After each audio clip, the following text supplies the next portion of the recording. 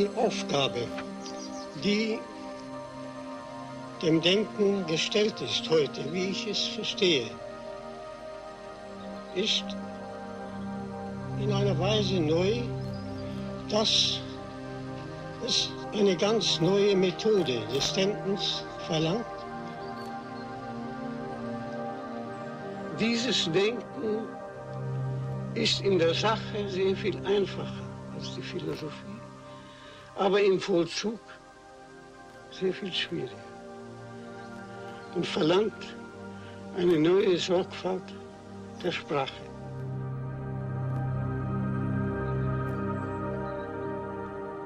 The renowned philosopher Martin Heidegger lived for the whole of his life in the Black Forest area of southern Germany.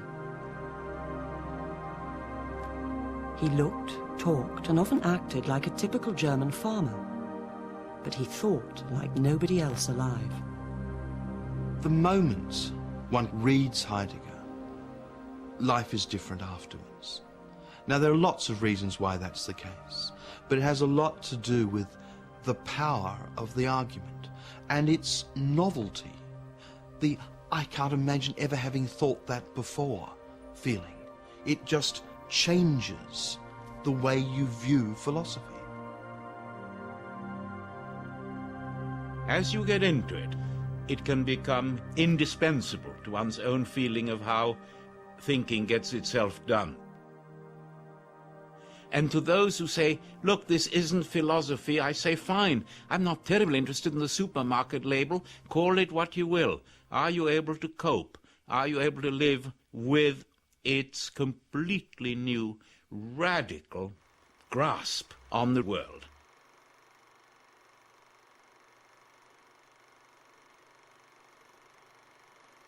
More critical commentaries have been devoted to Heidegger than to any other philosopher apart from Aristotle. He is undoubtedly one of the most important figures in the history of 20th century thought. But not everyone who mentions his name today does so with approval.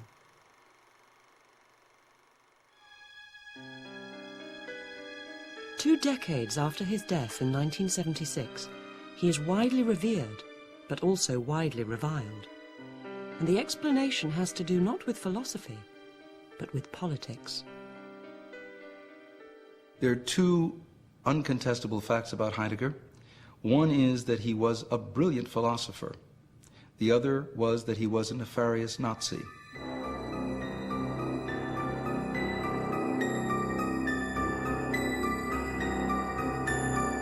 I don't really blame him for thinking that Hitler was the salvation of Germany. Lots of reasonable people thought Hitler was the salvation of Germany. But they usually also thought that all this stuff about the Jews was just, window dressing and didn't really come to anything. What I find hard to forgive about Heidegger is after everybody knew about Auschwitz, knew what Hitler was leading up to, he just pretended that he hadn't really been there or had nothing to say or something like that. What sort of man was Martin Heidegger? How did he come to align himself with the most sinister political movement of modern times? And to what extent should his Nazi involvement be allowed to detract from his status as a thinker?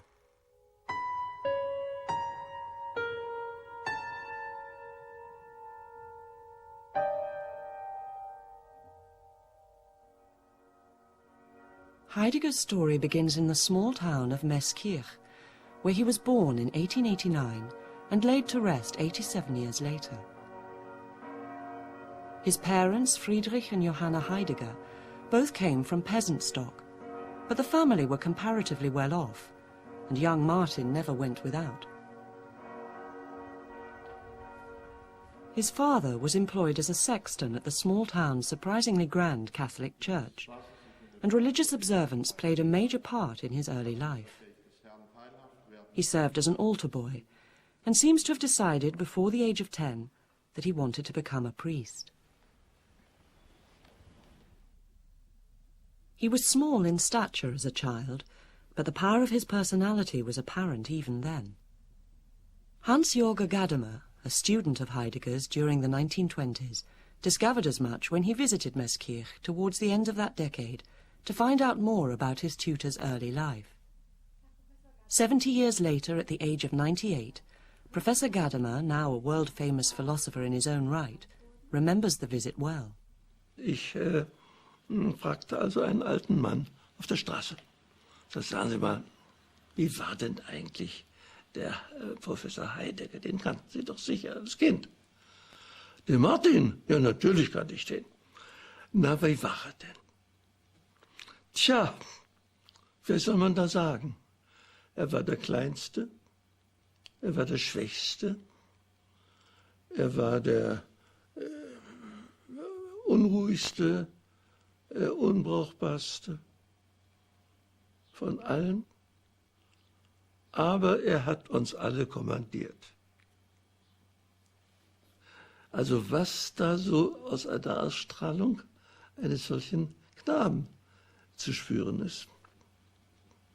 Ich habe es dann später oft genug gemerkt, wie auch natürlich, wie schwer es ist, wenn jemand eine solche Ausstrahlungsmacht hat, sie nicht am falschen Gegenstand zu betätigen. In 1909, having received a grammar school education paid for largely by the church, Heidegger enrolled at the University of Freiburg, the city in which he was to spend the bulk of his working life. He started off as a student of Catholic theology, but his faith in God suddenly began to weaken, leading him to change his subject first to mathematics, then to philosophy. His interest in this field had been aroused by the work of one of his professors, Edmund Husserl. He was the originator of an important philosophical movement known as phenomenology, which offered a new understanding of human consciousness. Husserl took the promising young scholar under his wing, doing everything he could to promote his career, a kindness Heidegger would later repay in the most callous way imaginable. Before Husserl's sponsorship had time to take effect, Heidegger found himself caught up in the First World War, not as a frontline soldier, but in several less hazardous roles. Hat später diese Zeit des Ersten Weltkriegs als heroische Zeit für sich in Anspruch genommen. Das stimmt natürlich nicht. Er war, wenn man so will, einer, der versucht hat, möglichst lange nicht an die Front zu müssen. Das muss man einfach sagen. Er hat einen Dienst, der quasi militärisch gewesen ist, nämlich bei der Postzensur in Freiburg angetreten und ist erst am Schluss des Krieges, also seit Juli 1918, als Meteorologe, als Wetterwart eingesetzt worden. Das war an der Westfront, hinter der Front, vor allen Dingen um die Windverhältnisse für den Gaskrieg einzustufen, dass man also wusste, wenn Westwind trifft ist und eine besondere Gefahr für die deutschen Truppen bestand. While the war was still going on, Heidegger married the woman who would remain at his side for the rest of his life, an attractive economics student called Elfriede Petri, who soon bore him 2 sons. In 1923, when the boys were still small, the family moved to Marburg in central Germany, where Husserl had helped Heidegger find himself a job as an associate professor of philosophy. Heidegger never took to Marburg, however, and whenever he could, he made his way back to the Black Forest. His destination was a simple wooden hut he'd had specially constructed for himself on the slopes of a mountain called Totnerberg. This was to be his spiritual home for the rest of his life, somewhere he could always find the solitude he needed for his work. The family spent time here as well, though, and it's a place to which Heidegger's younger son Hermann remains deeply attached.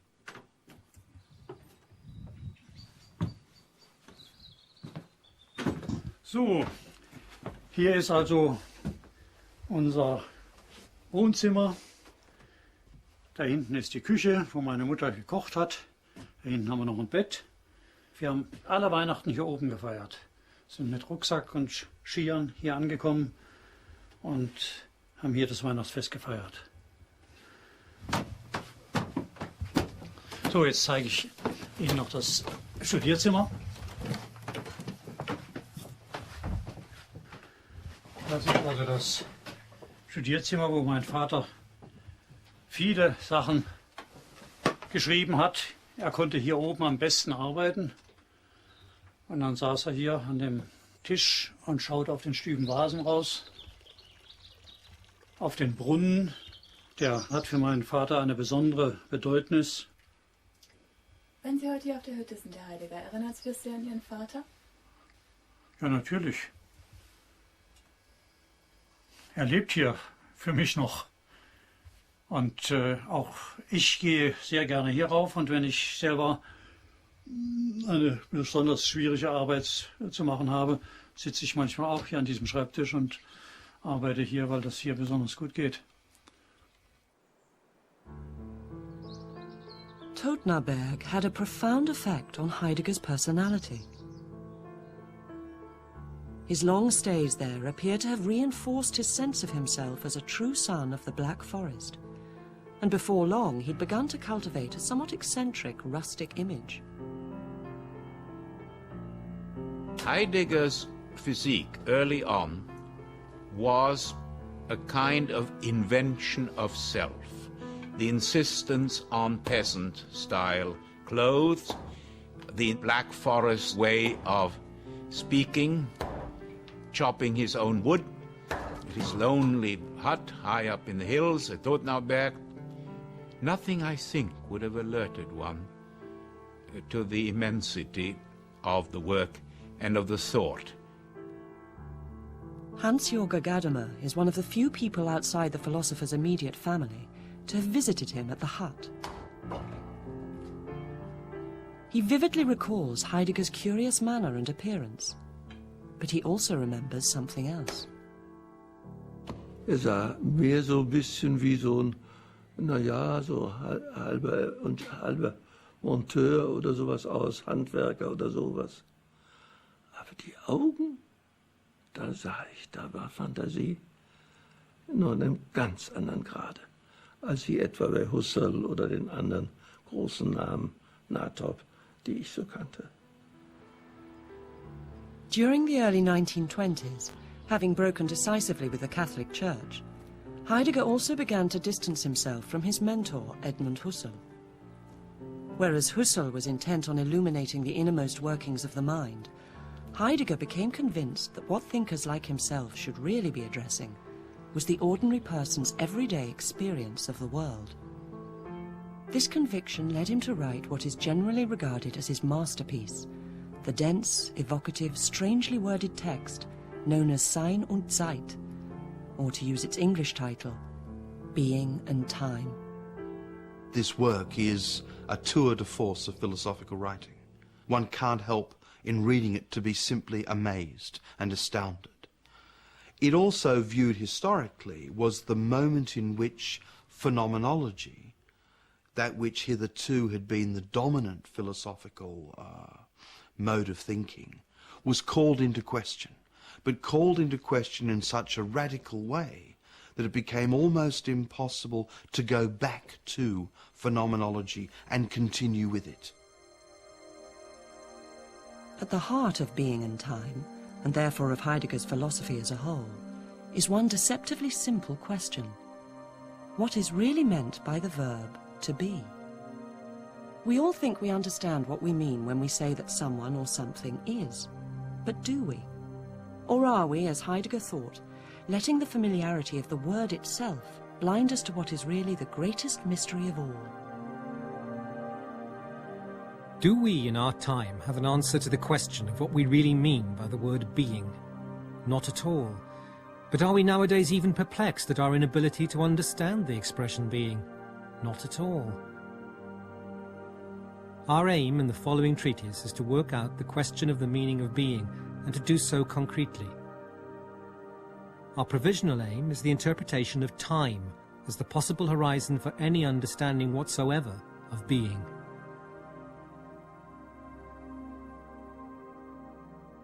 Immanuel Kant, no small figure, he had said that space and time were equally important. They were the way we organized our world.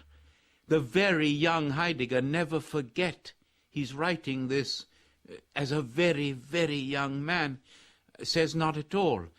Space is an almost insignificant category. Time is the mystery. Time and human existence are inextricably linked, according to Heidegger. our being, he says, is really a process of becoming. And this key insight leads him to reject the idea that there is such a thing as a fixed human essence.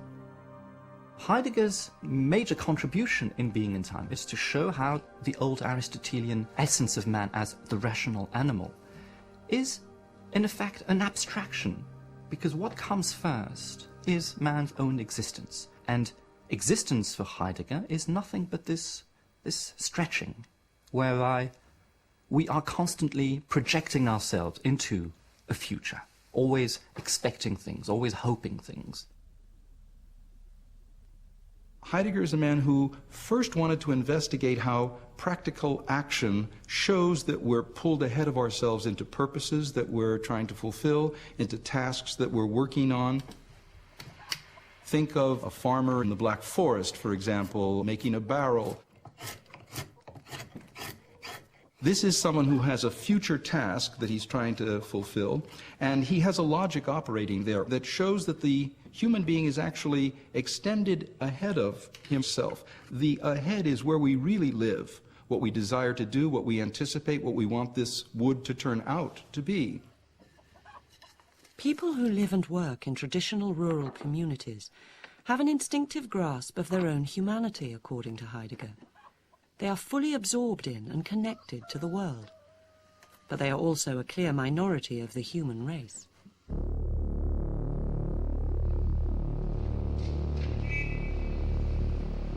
Heidegger argues that most of us, especially those who live in big modern cities, tend to lose touch with our individuality.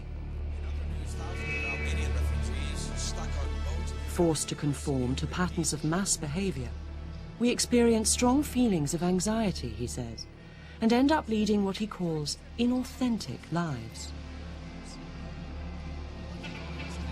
Most of us live what he called a life of one. One is one does this, one thinks that, one moves in this way. And he's saying to you, no, the I is not one. And this was, in the 1920s, sheer breathtaking prophecy before the great mass market detergence of standardized life and death which has swept over us. The consumerism even of our deaths, they don't belong to us anymore. And he gave the great warning. He said, as this soap powder spreads over the planet, over the universe, it will be almost impossible for you to be you and not just one. Being and Time was to make Heidegger's name once and for all. But before it was even published, he started to be spoken of as an original and explosive thinker. Drawing on his unpublished theories, he gave a series of brilliant lectures at Marburg University, which had a huge impact on all those who heard them. One young woman in particular found herself overwhelmed. She was Hannah Arendt, a talented and beautiful Jewish student who would later achieve world fame as a commentator on the evils of Nazism. Arendt became a pupil of Heidegger's in 1924. He was immediately struck by her, and before long they had embarked on a brief but passionate affair. She knew that she was with a man who had a reputation in German intellectual circles for being, she sometimes later put it, a secret king of philosophy. But she was also very remarkable, and both of them seem to have conceptualized this relationship as a mystical event, and she remained loyal to it because it had been so formative.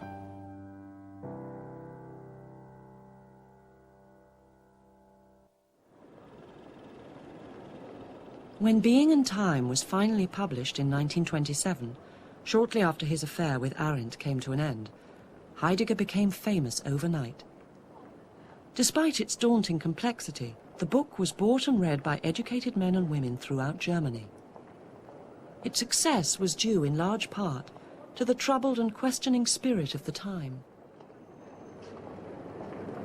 Heidegger's existential point of departure in Being and Time satisfied the needs of a generation that was lost in the aftermath of World War I, and for which questions of existence, the wherefore and whither of human existence were absolutely central. The book caused ripples of excitement not just in Germany, but all over the world. And in 1928, Heidegger returned in triumph to Freiburg University, taking over the chair of philosophy left vacant by the retirement of Edmund Husserl. At the relatively young age of 39, he had suddenly acquired the status of a major philosopher. But within a few years, he would tarnish his reputation forever by embarking on a calamitous political adventure.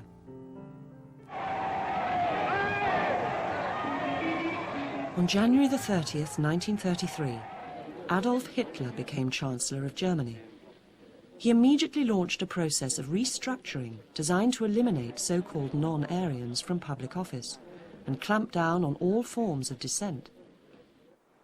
Towards the end of April, after the rector of Freiburg University had resigned in protest at these measures, Heidegger astonished almost everyone who knew him by allowing his name to be put forward in the ballot to elect a successor. He was duly elected by an almost unanimous vote of the university's governing body, although 13 of the professors who would normally have been entitled to vote were forbidden to do so because they were Jews. A week later, Heidegger delivered his inaugural address as rector to a capacity audience in the university's main hall, specially bedecked for the occasion with swastika flags. Then, on May the 1st, a symbolic date in the Nazi calendar, he officially joined the party, thereby winning the gratitude of all those who wished to see Hitler succeed. The first few months of Nazi rule were by no means a sure thing. It was still a bit of a tenuous operation, so the initial months were very important. And this was the specific finding of the University Denazification Commission, that Heidegger had played an essential role in placing Hitler into the saddle by serving to legitimate the regime on the basis of his immense worldwide philosophical prestige. Those who had known the Wizard of Meschirch during his days at Marburg University were stunned and appalled when they heard what he had done. Also ich kann jetzt brauche jetzt nicht nur von mir zu sprechen, sondern von allen seinen Schülern. Wir waren fassungslos. Wir hätten das für vollkommen unmöglich gehalten. Man legt jetzt sehr oft Wert darauf, und das ist natürlich nicht ganz falsch, wie war dieser Irrtum von ihm möglich. Das heißt also, wir damals dachten, der ist verrückt geworden.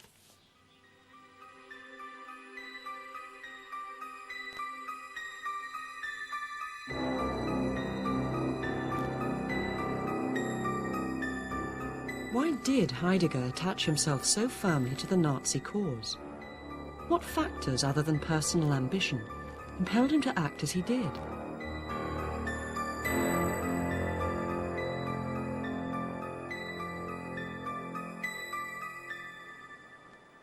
Part of the explanation seems to lie in the closeted rural culture from which he and Hitler both emerged. Heidegger grew up a very conservative Catholic in a very conservative southwest Germany. He was a rural man, not very comfortable with urban life. Nazism claimed to offer a preservation of a more simple, rural life at the same time as it promised a tempered move into the technological 20th century. I think this was a great appeal to Heidegger. Deutsche Arbeiter, an das Werk! Nazism also was famous for its anti-Semitism, and I think Heidegger shared in the cultural anti-Semitism of his nation of that time without yielding, I believe, to the crude biological anti-Semitism of Hitler. He didn't need Hitler to be an anti-Semite. He had that already from his culture.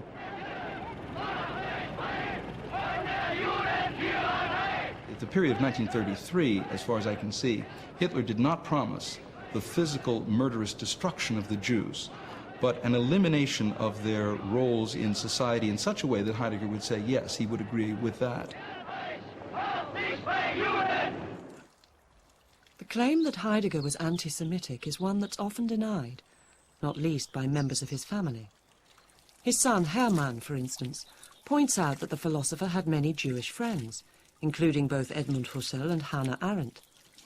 However, the evidence that points to him having a deep antagonism towards Jewish culture as a whole, as opposed to individual Jews, is too compelling to ignore.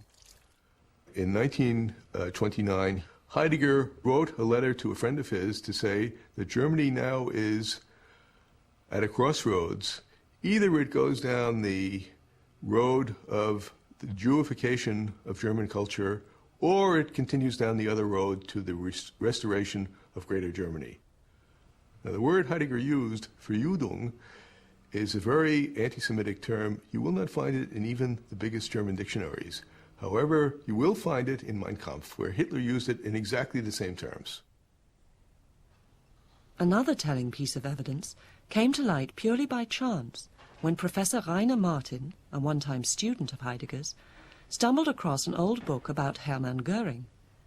When he opened it, he was astounded to discover it had once belonged to his former tutor. Ein wahrhaft schlimmes Buch. Heidegger hat es einem Freund geschenkt, und zwar dem Kunsthistoriker Janssen, so steht auch hier darin, der lieben Familie Janssen zur Erinnerung an den 3. März 1933 in Freundschaft Martin Heidegger.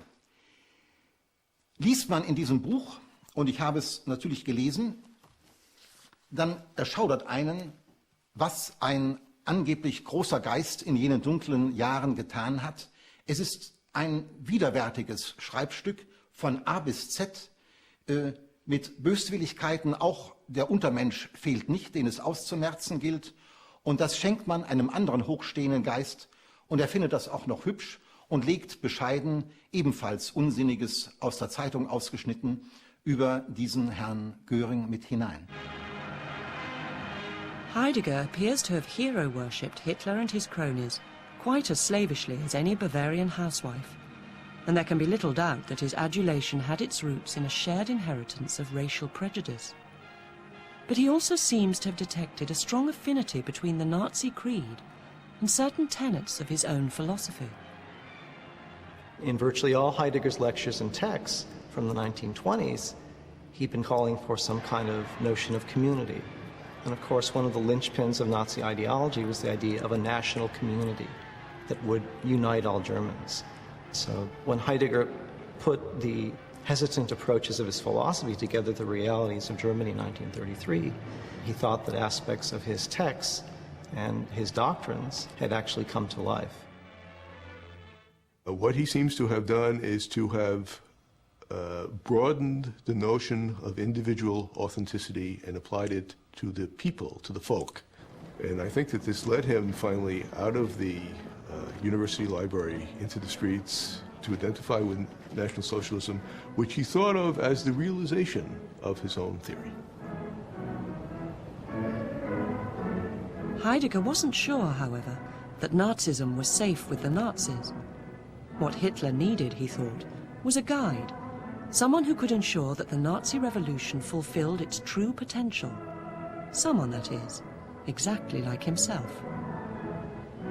Heidegger suffered, to be sure, from megalomania. He succumbed to the delusion, and one can only call it a delusion, that he could play the role of philosopher king, following Plato's problematic precedent to Hitler and the Third Reich. He thought he could get the ear of the new regime and be the eminence grise behind Hitler or whoever was going to run the country. And he seriously believed that if you got the right philosopher in the right place, things might be different. Germany would be revitalized, Europe would be revitalized, everything might be wonderful and different. Convinced of his ability to steer the revolution in what he saw as the right direction, Heidegger became not just a Nazi, but a Nazi fanatic, someone prepared to demonstrate his devotion to the cause by the most underhand means. We now know, we didn't know until recently, that he spent a good deal of time writing the most damning letters about colleagues, ratting on them to the local police and even the Gestapo for being politically incorrect or not enthusiastic enough about the Nazi revolution or for having been pacifists during World War I. The most prominent victim of Heidegger's denunciatory campaign was Hermann Staudinger, a professor of chemistry at Freiburg, who would later be awarded the Nobel Prize.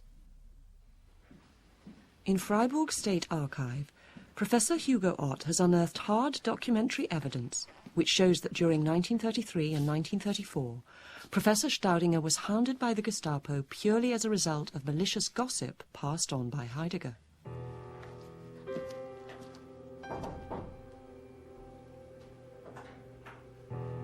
The documents reveal that on the 29th of September 1933, the philosopher held a meeting in his office at Freiburg University with a senior Nazi official. He had requested the meeting himself, with the sole aim of communicating politically damaging allegations regarding Staudinger's supposed conduct during the First World War. Heidegger alleged that the scientist had been both a pacifist and a spy, and that he'd handed over manufacturing secrets related to Germany's chemical weapon production to hostile foreign powers. As a result of these claims, which eventually proved to be groundless, the future Nobel Prize winner was subjected to several months of surveillance and hostile interrogation. To ensure there would be no let-up in the investigation, Heidegger helpfully wrote to the Gestapo's regional commander, informing him how he thought the case should now be handled. Und Heidegger führt die einzelnen Punkte der Gestapo-Untersuchungen auf und kommt dann am Schluss seines Briefes zu dem Antrag, den er als Rektor stellt, dass Staudinger aufgrund seiner politischen Vergangenheit, die negativ ist jetzt im neuen Deutschland, nicht mehr an der Universität Freiburg lehren darf, sondern dass er auch nicht einmal pensioniert werden darf, sondern entlassen, das heißt also ohne Bezüge aus dem Staatsdienst zu entfernen ist. Und Heidegger unterschreibt das eigenhändig: Heil Hitler, Heidegger. Ein schlimmer Brief. Wäre er bekannt gewesen 1945, Heidegger hätte nie eine Chance gehabt, in der Universität heimisch zu werden. Of all those who suffered at Heidegger's hands, no one had more cause to feel betrayed than Edmund Husserl, the man who did so much to launch his career.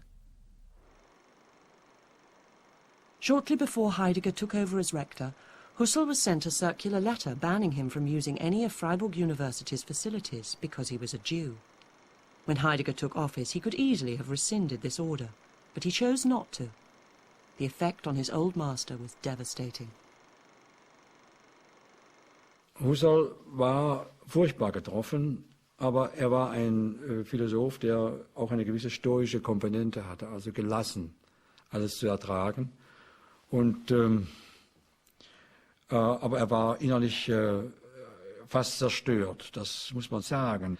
Und Husserl hat dann in verschiedenen Briefen an enge Freunde seine große Trauer zum Ausdruck gebracht über diesen Irrweg seines ehemaligen Schülers und seines gewissermaßen Sohnes, geistigen Sohnes. Stories like this are shameful enough, but many people are convinced that Heidegger bears an even greater burden of guilt.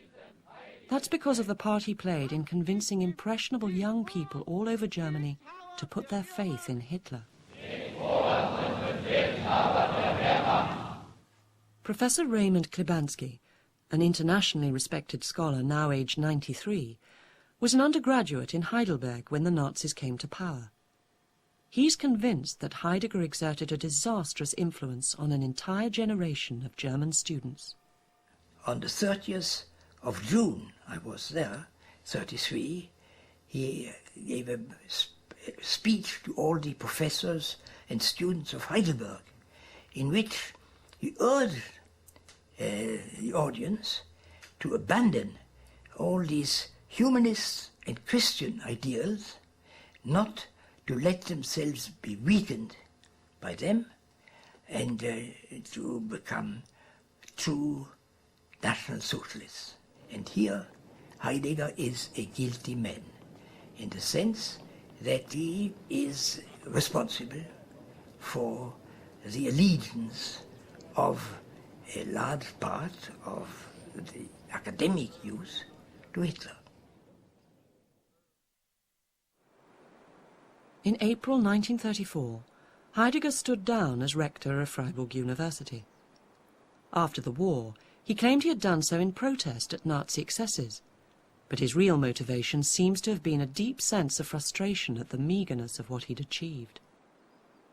His disillusionment with National Socialism is not a disillusionment with National Socialism. It's a disillusionment with the possibility that a political party could enact the thorough change that he wants and which has emerged from his study of the history of philosophy. Chastened by his ill-fated dalliance with worldly affairs, Heidegger returned to the life of the mind. He began once again to spend as much time as possible at Totnaberg, where his thought gradually entered a new phase. The move from the period of the rectorate into the 40s and 50s, all the way to his death, is a move to poetry and to language in particular as the space, the place where one should look at one's relation to being and to history as a whole. Every great poet has intuited this, but Heidegger has said it, that it is not we who speak language, but language which speaks us. It structures our world. It structures our sense of time, of identity, of human relations, of love, of violence, and so on. And so when Foucault very, very radically and brilliantly says there is no more man, there is no more author, etc., etc., when deconstruction speaks of language as an autonomous, inward-turning game, as a dance around an infinity of possible meanings, these are footnotes to Heidegger. From the collapse of his rectorship till the end of the war, Heidegger took no further part in public affairs.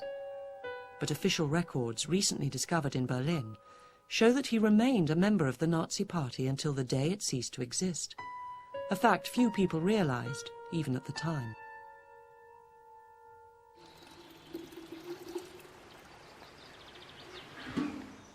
The philosopher's nephew, Heinrich Heidegger, who still tends the modest grave in Meßkirch Cemetery where his uncle lies buried, was a schoolboy during the war. He vividly recalls the moment he first realized that his distinguished relative was a Nazi Party member. Im Januar 1944, da hat mich eingeladen nach Freiburg, Manuskripte und Abschriften zu bergen, einzuladen und nach Meßkirch zu transportieren. Aber interessant ist, hat mich auf den Zug begleitet in Freiburg, da musste man noch etwas warten und sagt dann, stell dir vor, jetzt müssen wir das Parteiabzeichen tragen. Dann frage ich ihn, ja, bist du in der Partei? Das war für mich wie eine Offenbarung. Ich war ein Gegner der Partei, wie die ganze Familie bei uns. By the time this conversation took place, the pressure was mounting for Heidegger, as it was for everyone else in Germany. The war was turning into a rout, and Hitler's days were clearly numbered. On November the 27th, 1944, Freiburg was subjected to a massive bombing raid, and the university, which sustained heavy damage, had to be abandoned. The philosophy department relocated en masse to Castle Wildenstein, a medieval fortress overlooking the upper Danube Valley, while Heidegger himself was put up a few miles away by one of his favourite students, Princess Margot von Sachsen-Meiningen, with whom he was having an affair. He stayed in the princess's hunting lodge for several months, keeping well away from Freiburg until he could tell how he might be treated by the French troops, who'd taken charge of the city. Sein Verhalten 1933 war ja dann für viele ein Anstoß und da wusste er nicht, wie es ihm ergehen wird. Darum hat er sich in diesen ersten Wochen nach Kriegsende praktisch versteckt. As it turned out, Heidegger was quite right to be concerned. Within a few weeks of Freiburg's surrender, French officials arrived at his home on the outskirts of the city. They carefully surveyed the house and its contents, and then informed Elfriede Heidegger, who was living there alone, that the property would be requisitioned for use by Allied personnel, because its owner was known to have been a leading Nazi Party member. This threat was soon lifted, thanks to a certain amount of string-pulling by Heidegger's friends. But the philosopher could see the way things were going, and he soon decided to return to Freiburg and face the music. Herr Dr. Heidegger, Sie wurden am 21. April 1933 zum Rektor der Universität. He duly appeared in front of a special denazification commission, composed of members of the university faculty who'd been opposed to the Nazi regime. Stehen Sie zu dieser Aussage? Diese Fragen sind nicht fair. He was subjected to rigorous questioning, but he put up a spirited defence to all the accusations levelled at him, and the proceedings dragged on for several months without any firm conclusions emerging. Eventually, to try to resolve matters once and for all, the commission members wrote to a former colleague of Heidegger's, the respected philosopher Karl Jaspers, asking what course of action he would recommend. Jaspers replied that Heidegger's unfree and dictatorial mode of thinking meant he should be banned from teaching for 5 years, and this is precisely what the French military authorities eventually decreed. The true effect their action had on him has only recently become clear. Heidegger hat selbst ja einem Biografen gesagt, er sei zusammengebrochen im Zuge dieser ganzen Untersuchungen. Er stellt es aber in einer Weise dar, die nicht haltbar ist. Er ist in der Tat zusammengebrochen, er war suizidgefährdet, ist gerettet worden und hat dann einen mehrmonatigen Aufenthalt antreten können mit Hilfe seines väterlichen Freundes, des Erzbischofs Konrad Gröber aus Meßkirch, der ja für ihn wichtig gewesen ist von Anfang an, konnte er dort in einem Sanatorium wieder geheilt werden. Heidegger was now at his lowest ebb, and yet within a few years he would stage a remarkable recovery. Almost as soon as the war ended, he began to be cited as a key intellectual influence by several up-and-coming philosophers, most notably Jean-Paul Sartre, whose book Being and Nothingness was conceived as a companion piece to Heidegger's Being and Time. When Heidegger resumed teaching again in the early 50s, the support of Sartre and other existentialist thinkers helped to re-establish him as a major academic star. Es ist die Zeit, in der wir wohl in Deutschland allgemein als restaurative Zeit rechnen müssen. In dieser Zeit kommt er wie der Vogel aus der Asche, wie Phönix aus der Asche zu neuem Leben und zu neuer Anerkennung, ja, zu einer unerwarteten, großen Anerkennung international. Das ist ein Wunder, so wie das deutsche Wirtschaftswunder ein Wunder sein mag, vielleicht. The one person, other than Sartre, who did most to restore Heidegger's damaged reputation was his former lover, Hannah Arendt, who had been forced to leave Germany in the early 30s and settle in New York. There, in a small brownstone apartment on the Upper West Side, where she lived with her husband, she had begun to produce the stream of writings that would make her famous as a penetrating commentator on Nazism, to which she would forever attach the often-quoted phrase, the banality of evil. At the end of the war, Arendt wrote a fierce letter to Karl Jaspers, calling Heidegger a potential murderer because of his treatment of Edmund Husserl. But when the former lovers met again face to face, her view of him softened. The meeting took place in Freiburg on the 7th of February 1950. Arendt was visiting the city in connection with work she was carrying out on behalf of a special body set up to recover Jewish property stolen by the Nazis. She sent Heidegger a note telling him of her arrival, and that evening he visited her in her hotel. He memorialized the meeting with a poem, and she said that conversation took up as though no time had intervened. So I think you can see that this relationship existed on another plane as far as both of them were concerned than the worldly one in which the hotel was situated. She reports that he is contrite about his involvement with the Nazis, but not in any very knowing way, that he doesn't really understand himself and he doesn't understand the significance of what he's done.